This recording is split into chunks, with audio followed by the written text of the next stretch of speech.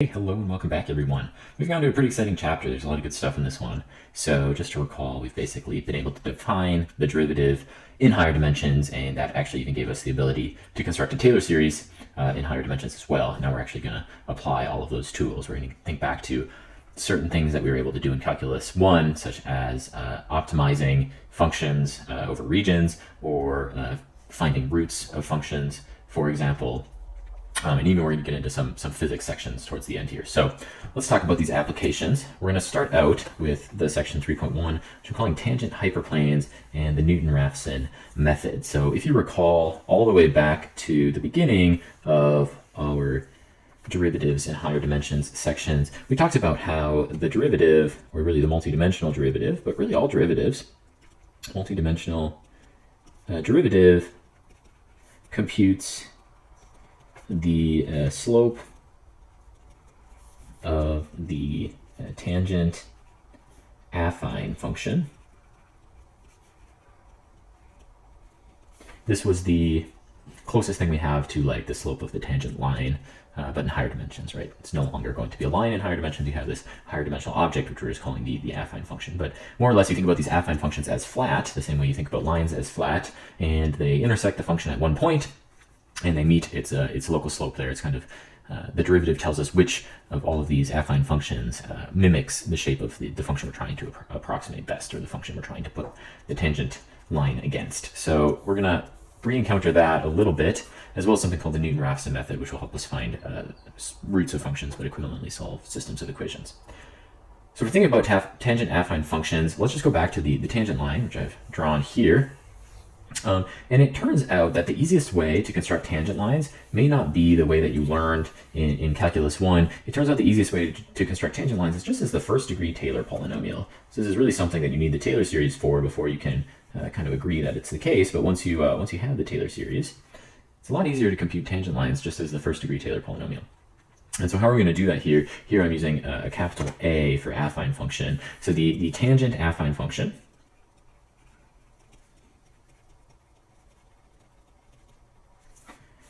located at the point f of x0, right? Because we're always going to be tangent to our function at a specific point. That's going to be the point here is f of x0.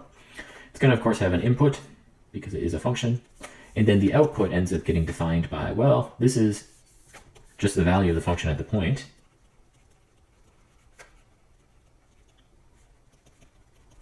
And then we have the derivative, which is, of course, describing the slope at that point.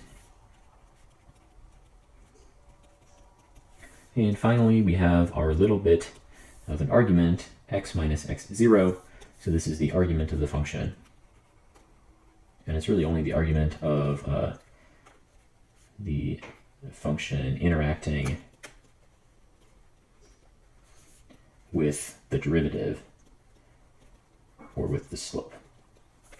Right, and in particular, because we have minus x0 here, we would find out if we plugged in an x0 into our original affine function, that would be plugging an x0 in there. It's going to cancel this term out, including the slope there. And of course, we become tangent we intersect the function at the one point we want to intersect the function. But if we evaluate, maybe some nearby values of x, then we're perfectly linear, right? Because that's a linear function, because the derivative is a linear map.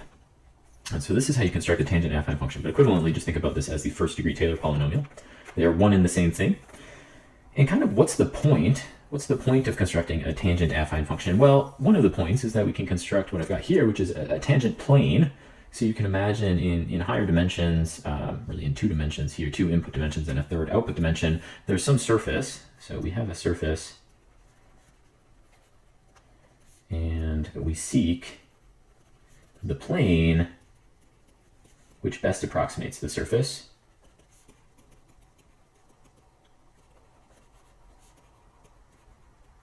At a point. This is often used in like computer graphics. If you're going to reduce the complexity of like a 3-dimensional character, you can turn their surface into a collection of flat faces, and for each of those flat faces, you're going to basically construct the tangent plane like locally to that character, and it saves a lot of space. This is how like the Nintendo 64 graphics would be formed. Real throwback there. I'm probably dating myself, but here we have that point in which we find our tangent plane is perfectly tangent to the surface at, and it's got its two respective slopes at that point. So you can imagine the surface and the plane really behave quite similarly within like a small region around the point where they intersect. But of course, way out here, you can see there's a considerable difference between the value of the surface and the value of the plane. So you're really only looking locally when we perform these operations, but they are useful. And I'm gonna say that this proposition can be used for our calculus 1 tangent lines. It's really quite straightforward. We now start to think about tangent lines as the first degree Taylor polynomial at the point we care about. And so all we need for that is we need the value of the function at the point we care about, and we need the derivative of the function at the point we care about. And here my function sine of pi times cosine x, where the derivative is just pi cosine x times sine of x. So I've just evaluated those at the points. And then, the value of my function, I just directly plug pi over 2 in. Once I simplify everything, sine of 0 is 0, and I have pi times cosine 0 times 1, so that'll end up being pi times 1 over pi. And then I go ahead and distribute that pi to both terms. I get negative pi x plus pi squared over 2 as my tangent line, right? So this is L, meaning tangent line equals negative pi x plus pi squared over 2. If I plot that against the function, you can see indeed it worked, and I constructed the tangent line to the function at the point. And I do have another example here that I won't go through, but what do you know, we were able to construct the tangent line to the function at the point we cared about. More importantly, let's see how we compute tangent planes to surfaces. Coming pretty hot off of the Taylor series section, this shouldn't seem too hard. We're just, as always, doing the first order Taylor polynomial to f, and we're going to center it at the point that we care about our tangent plane being here. That point's going to be pi comma pi over 2. And you'll notice my function's actually quite similar to my function I had before. Now I've just got sine, replace that pi with an x, and I replace my x with a y. But I'm going to have to compute the derivative of this function, right? So we'll need the derivative. How are we going to compute the derivative of f? Well, let's recall it's going to be partial x of f, and then partial y of f. And in this case, partial x is going to be cosine of x cosine y, and then we'll multiply using the chain rule by cosine y. That's going to be the derivative in the x direction. And then the derivative in the y direction will end up being, well, there will be a cosine from taking the derivative of the outside. We also get a negative sine eventually from the derivative of the inside using the chain rule. So there will be a negative here, and then cosine of x cosine y, and then we'll multiply by sine of y. And so that's what I've got there as my derivative in the y direction. I have a partial derivative in the y direction. Okay, so what we have here is the derivative in the x direction, the derivative in the y direction, and then we of course need to evaluate the function at the point I'm asking for a tangent plane at, and then we've got kind of this remaining term that needs to be taken care of. Let's combine vectors over this minus sign. The first entry will be x minus pi. Second entry, y minus pi over 2. By the way, those numbers, right, pi and pi over 2, they're coming right from the point at which I would like to find. This is the point at which to find the tangent plane. Okay, so these are all coming just directly from the formula, because the formula says I evaluate the point I care about in 3 locations. I also need to evaluate the function and its derivative. So once I plug that point in, right, I plug it in and I simplify. Well, I've got sine of 0 there. That's going to be 0. I've got cosine of 0, which is 1, but it's multiplying by 0 because there's just cosine of pi over 2 here. So that's going to give me 0 in the x direction. And then I have a negative pi cosine of 0 times 1 because of sine of pi over 2. It's going to be a negative pi in the y direction. And then my lasting vector that my derivative acts on in the first component is x minus pi. And in the second component is y minus pi over 2. So we're just going to perform the matrix vector product right here. And when we do that, let's recall we take a row times a column, the first entry times the first entry, that gives me a 0, and then the second entry times the second entry, that's going to give me, really, once I distribute everything, negative pi y plus pi squared over 2. And so even though only one variable has remained, this is still a tangent plane. It's just constant in the x direction. And if I go ahead and plot my tangent plane against my function, this is actually the same example we started with when we were looking at tangent planes earlier. You can see the intersection point, which is right here, and the lovely agreement that the tangent plane has locally around that intersection point. Very nice agreement.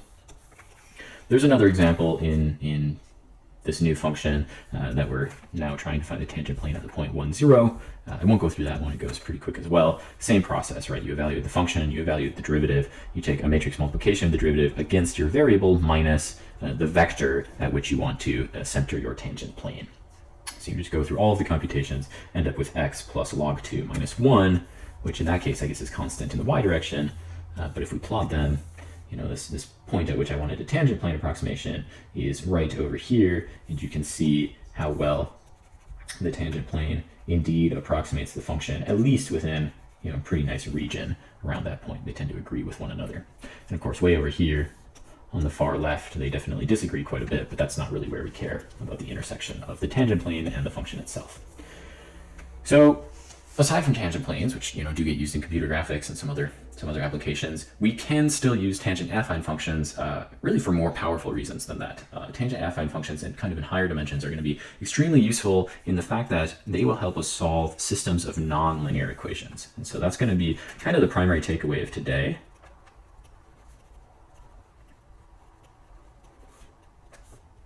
Tangent affine functions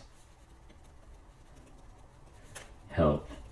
Now I have to caution you here, a special word approximately, but really well approximately to many, many decimal places, as many as we want decimal places, approximately solve systems of nonlinear equations.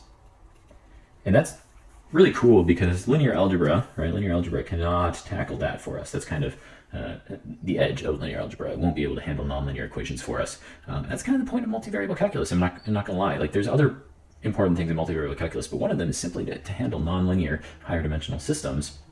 And tangent affine functions are the way that we're going to do that.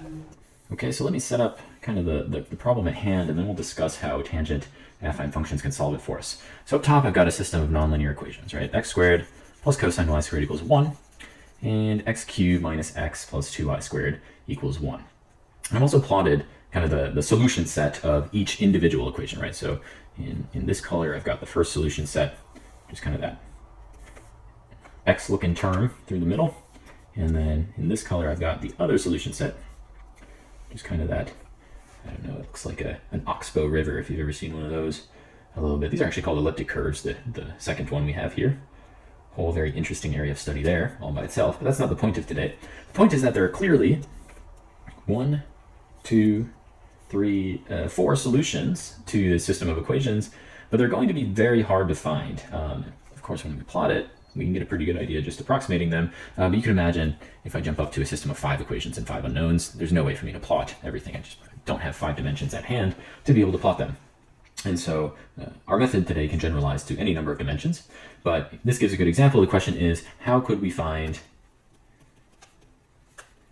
really any of these 4 solution points? It's not an easy thing to do, right? You can't just, you could try, but you won't get very far. You can't just rearrange this. No rearrangement will give us an answer.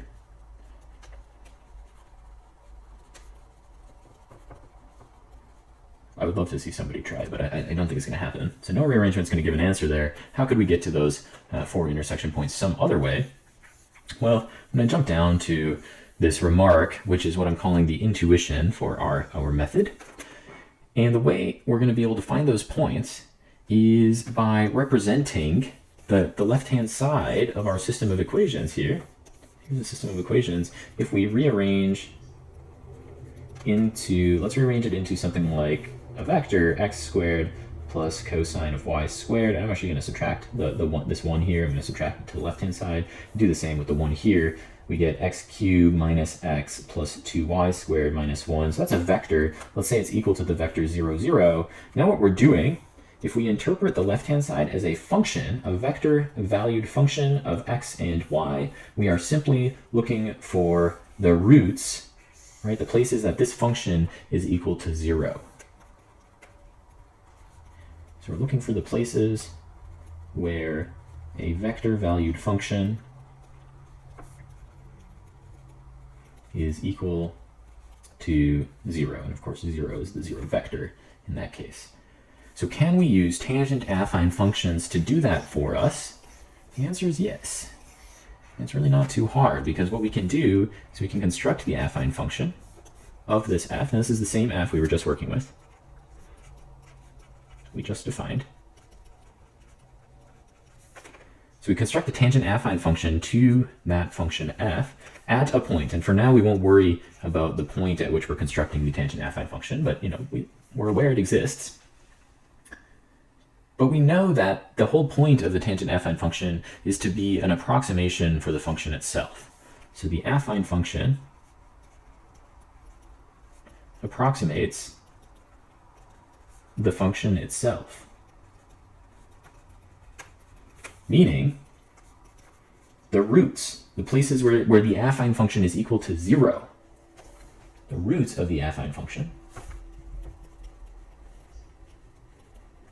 must approximately be the roots of the original function.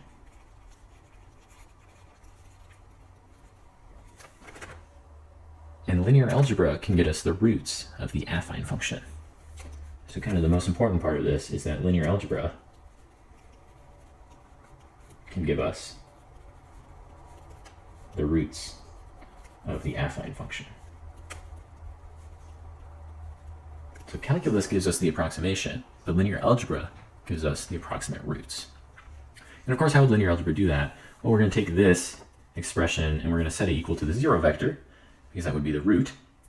And when you set it equal to the 0 vector, we need to cancel this f of x on the left-hand side, so it becomes negative on the right-hand side. And then, right, because we're basically trying to isolate this variable x as best as we can, so we're going to bring f of x of k to the right-hand side. And then we're going to have to get rid of the derivative. This is a matrix, remember? Matrix. And so if we take the inverse matrix on both sides, we can get rid of the matrix on the left. We're just left with x plus wherever we chose to center our affine function. And then, of course, we can just add wherever we chose to center our affine function both sides. We find out our approximate root. Right? This is an approximate root. Or equivalently, an approximate solution to the system of equations is just given by this formula. The root is wherever we center our affine function minus the inverse of the derivative at wherever we center the affine function times the value of the function at wherever we decide to center our affine function. Now, this whole time I've been pushing under the rug, where do we choose to center our affine function? So the big question, how do we know where to center?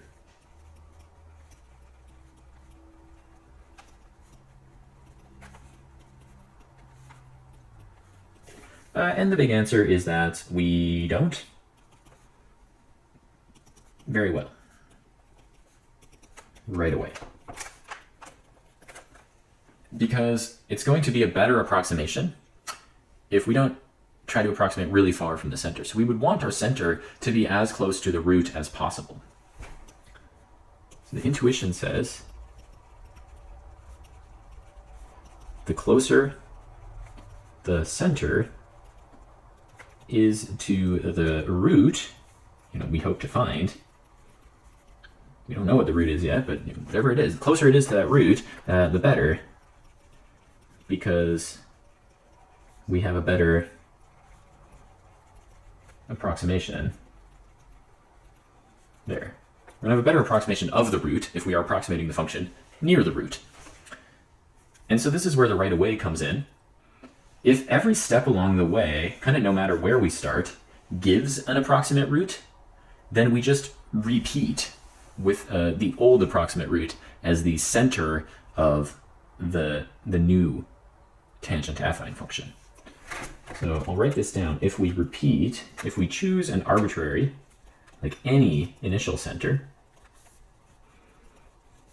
we know that the next approximate root should be closer to the true root. So use this new point, the new approximate root, as the center of a new affine function. And and repeat. Right, in some sense, every time we run this process and arrive at this answer, we're going to get something closer to a root than we started with. So if we start really far away from a root because we made a bad initial guess for where we wanted to center that tangent affine function, it's fine, because this will give us something closer. And then now that we know we're closer, we just repeat. And then we know we're closer. And since we're closer, we repeat and get closer and closer. This is called an iterative method, right? Because we are iterating a process over and over again. And what does it actually look like? Let's actually go through the method here. So the method says, given a system of equations, which I have here, and we need the size of the system to be square. Square in the sense that the number of variables is the number of equations. Right, that's pretty important. But as long as that occurs, what you can do is you take all these constants and you bring them to the left. Okay, now we've got a system of equations which altogether are all equal to 0. And then we reconsider the left-hand side of that system, right? This was everything on the left that we decided needed to be equal to 0. We group that into one giant function we just call f. We group it into one giant function, and now we're just looking for the root of this giant function. That's going to solve our system. We take any initial guess for a solution, right? If we've got some intuition, might be useful to include the intuition there. So take some sort of guess for a solution. Call that point x0. And quite often you choose this value to just be 0 because it's the easiest thing to initialize at. But if you have some better guess, you might as well use that better guess right away. And what you do is all you have to do is substitute that initial guess, whatever it was, it doesn't have to be 0 necessarily, but you substitute it in to kind of this expression which I talked about, which is, it represents the root of the tangent affine function at x0. Okay, that function has a root, and whatever that root is, give it the name x1. You then repeat, because x1 is now a better guess for a solution. Right? We had an initial guess, but now x1 is a better guess for the solution. And so we put x1 in here, x1, x1, x1, and we're going to get x2 out of it. Now x2 is going to be an even better guess. We decide to put in x2, x2, x2, and we're going to get x3 out of this. x3 will be even better.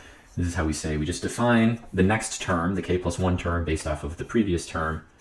And what we get once we repeat is we just terminate the procedure once a desired number of decimal values in the solution remains unchanged. So suppose I want this out to the thousandths place, 3 decimal values. I'm just going to repeat the process until my number doesn't change, at least in the third decimal value, right? The numbers will eventually just get closer and closer to something where they won't change at all. So I gave it as a step-by-step process up above, but equivalently you can just think about it as a recursive sequence, which is defined herein. And we say that the recursive sequence converges. Now I've got a caveat here that it only does converge over restrictive conditions, which unfortunately we don't get to describe here. But if you took a numerical analysis course, you often study those restrictive conditions. But for now, we can just assume it's going to converge. And whatever this converges to happens to solve the system of equations, or equivalently is a root of the function we defined. All sorts of algorithms like this, because they are searching for roots once we modify constants a little bit, these are called root finding algorithms. So there's a whole class of them that, once again, if you take a numerical analysis course, you could study. Anyway, let's see this in action, right? Because it's one thing for me to wax poetic and give you all of my theory behind it, but let's actually do it. This is the system of equations we were given at the beginning of the subsection that we would like to find a solution to. Let's see if we can use Newton-Raphson method to get there. So our system of equations, remember, following the steps in the method, everything needs to be equal to 0 on the far right-hand side. So we're going to subtract those ones over to the left-hand side before we go ahead and look at the left-hand side and say, this is my function. This is a multidimensional function. So I define my multidimensional function to be that left-hand side, and now I can start running Newton's method on that function. So we'll look at the plot again. And when I look at the plot, maybe I'm looking for this point in the upper right quadrant. Let's say maybe the point 1/2, 1 is an initial good guess, right? So 1/2 in the x direction, 1 in the y direction. That's about here. So here's going to be my initial guess. Because I don't really know what that point below it is, but in some sense you think 1/2, 1's a pretty good initial guess. Hopefully we can get there pretty quick. So we're going to set that as the initial guess, even though you could have chosen 0 like I mentioned. We're going to do 1/2, 1. And then Newton's method says, what do I need to do with this initial guess? Let me write it down again. It says x1 equals x0 minus, you take the derivative of the function, you evaluate at x0, you invert the derivative, and you acted on the function itself, evaluate at x0. We're going to have to do exactly this with the function we were given up above. So I will need a derivative of this. Let's go ahead and compute a derivative of this function. In the top left corner of my matrix, I'm going to have partial x of the top entry. That's going to give me a 2x here. Top right, I'll have partial y of the top entry. That's going to give me negative 2y sine y squared. Bottom left will be partial x of the bottom entry. That's going to give me 3x squared minus 1. And then partial y of the bottom entry is going to give me 4y. And so that's really the matrix that I'll be evaluating all my points at. And with my initial guess of 1/2 and 1, you can see here's that matrix I just computed. And I'm going to go ahead and evaluate this matrix at a 1/2 for every case of x and at a 1 for every case of y. You can see that's what I've done here. So that's the inverse matrix part of the Newton-Raphson method. And then keep in mind, this is just the function evaluated at my point. So evaluate that function at the point 1/2, 1. And then we just have the point itself represented as a vector here, 1/2, 1. From this point onwards, it's just a direct computation. And so I have written out, using the inverse formula for a matrix, I've written out the inverse of this 2x2 matrix here. But at the end of the day, you're probably going to be using a calculator or a computer to run these. Any sort of numerical approximation algorithm, you'll want to have a calculator handy to run them out. So it turns out when you evaluate sine of 1 and cosine 1, because I have a few of these sitting around here, we get a vector minus a matrix times a vector. And when we actually perform the matrix vector multiplication, which I have written out here, but once we actually perform it and we actually subtract these vectors from each other, we now get the point 0.44 and 0.84, right? This is considered as an x coordinate and a y coordinate. If I go back, I moved from 1/2, 1 to 0.44, 0.84. If I go back up here, where is 0.44? Well, it's probably about here, and 0.84 is probably about here. You can see I've moved even closer to where the two of them are intersecting. Let's go ahead and use this, right? The output of my previous one as the input for the next step, right? So that output is basically getting thrown right back here for x0, y0, right here for x0 and y0, and then right here for x0 and y0. I'm just going to shove it all back in to the system. And when I shove it back into the system and I compute everything out, now I get 0.47 and 0.83. You can see I've changed by just a little bit, just 100th here. And so now if I go up here at 0.47 and 0.83, 0.47 takes me out to about there, and 0.83 takes me up to about here. I mean, we're basically there, right? We basically made our way to the intersection point. It turns out if you just repeat the procedure again, you're going to get exactly, at least in the 100th place, 0.47 and 0.83. And so no amount of iterating the process after this point is going to get you any closer in terms of the hundredths, maybe a later decimal point. But what you can say then, once you've terminated there, is you can say one of the solutions to this nonlinear system of equations that we started with are the values 0.47 and 0.83. So let's just do one more example before we finish out today. Here I've got a new system of equations, x squared plus x cubed y cubed equals 1, and y squared minus x cubed y cubed equals 1. I do have a plot of these, so I'll just show you really quick what the plot looks like. There's our plot. But let's say we don't know, right, because we certainly don't actually know where these four intersection points are. And as before, let's say we're looking for kind of that top right intersection. Let's see if we can use the Newton-Raphson method to kind of home in on that intersection right there. So before I really get too much into the method, I just want to start out and say this point's not super close to the 0.11, but looking at it, if I just choose the 0.11 as an initial guess, that's probably a pretty good idea, right? Because we think that the method will get us there pretty quickly. You just want to start somewhere in the general region of the intersection you're actually trying to find. Of course, if you had your initial guess down here, you would probably home in on that intersection. Maybe if your initial guess was here, you'd probably home in on that intersection, right? So these things are going to converge most often to the closest intersection point. It's not always the case, but most often. Anyway, how are we going to actually perform the method? Well, we're going to have to subtract these ones over to the left. Now, it doesn't always play that big of a role, but it'll play a little bit of a role. So you want to make sure that you pull those constants over to the left before you get started. Make sure everything is equal to 0 on the right. And then we're going to define this left-hand side to be our function of x and y. So that's the left-hand side there. And then we're going to eventually need the derivative, right? So let's compute the derivative of g here. is going to be partial x of the first entry, which will be 2x plus 3x squared y cubed. And then partial y of the first entry, which will be 3x cubed y squared. The partial x of the second entry will give me negative 3x squared y cubed. And finally, partial y of the bottom entry will give me 2y minus 3x cubed y squared. So that's going to be my derivative matrix that I'm planning on using later. And how do I actually use Newton's method? Well, I've got that derivative matrix I just calculated. I've got my initial guess, which I decided would be 1, 1 here. And let's remember Newton's method. This says x1 equals x0 minus the inverse of the derivative evaluated on x0, and then that is going to multiply the function evaluated at x0. Of course, my function here was g, not f. But there's my initial guess. Here's me evaluating the derivative, right? The derivative I just computed for you, evaluating the derivative on the initial guess, but then you take the inverse matrix, and then here's me evaluating the function on the initial guess. And in our case, when the initial guess was 1, 1, we're just going to plug 1s in for every case of x and y, and simplify, and when we simplify that, we get the matrix 5, 3, negative 1, and the value of the function there was 1, negative 1. If I use the inverse formula in my matrix, and actually simplify that, I get negative 1/4, negative 3/4, 3/4, and 5/4. That's going to act on the value of the function considered as a vector, and we end up with kind of this giant vector, where if I simplify all those terms and make sure to subtract it from 1, 1, I get 1/2 and 1.5. Now let's see, going back up here, if I started out at 1, 1, which is here, and then I just moved to 1/2 in the x direction and 1.5 in the y direction, I've kind of overshot my bounds a little bit. You know, this is where I want to end up, but that's not the end of the world. I did end up a little bit closer to where I want to be, so it's not too bad. I've gotten a little bit better. But let's go ahead, right? What do we do next? We take this output of the first round, and now we use it as an input to the second round. So I'm taking this entire output, I'm going to plug it back in now as 0.5, 1.5, 0.5, 0.5, 1.5. You get the idea. Every x0 that shows up here, I'm just using 0.5, and every y0 that shows up here, I'm using 1.5. And when I do that, we get the new guess, 0.64, 1.29. So let's see where 0.64, 1.29 gets me. 0.64, 1.29 gets me to about here. So we're getting there. We're getting a little bit better, closer and closer to where we need to go. If I run it again, using 0.64 and 1.29 as all my inputs, we get 0.66, 1.25, and if I repeat, 0.66, 1.25. So if I jump up to the top, and I look and I go out at 0.66, that's about here, and 1.25, that's about, would you look at that, exactly the intersection point of the two of them.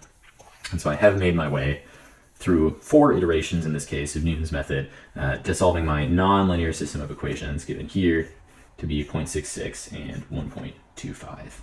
All right, so we're going to stop there for the day. I hope it was a pretty interesting one. I really think this is a very cool algorithm and sets you up well for kind of knowing how every time computers are solving, pretty complicated systems, this is how weather prediction happens, as well as all sorts of other very important predictive behaviors on computers. This is probably one of the methods it's using. It's not the only one. There's a lot of other good finding algorithms, but this is one of the good ones. I'll see you in the next one. We're going to talk about Lagrange multipliers. Bye.